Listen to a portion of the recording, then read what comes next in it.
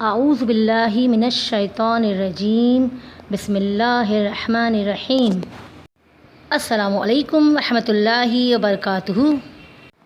28 مئی کو یوم تکبیر کے نام سے یاد کیا جاتا ہے۔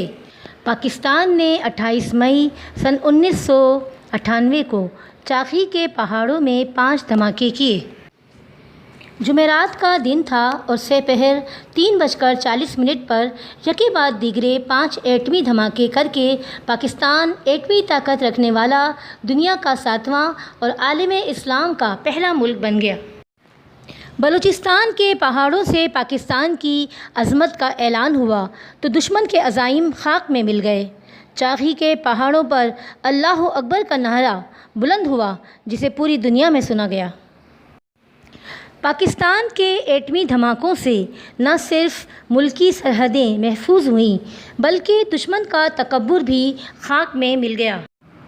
ہم ڈاکٹر قدیر خان اور ان کی پوری ٹیم کا شکریہ ادا کرتے ہیں جن کی بدولت پاکستان آج ایٹمی طاقت بن گیا ہے۔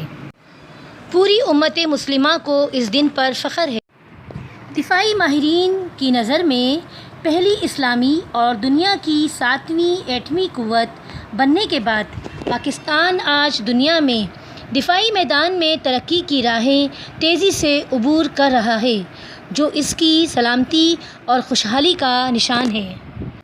اللہ تعالیٰ سے دعا ہے کہ اللہ تعالیٰ پاکستان کو رہتی دنیا تک قائم و دائم رکھے۔ ڈاکٹر قدیر خان کی عظمت کو سلام۔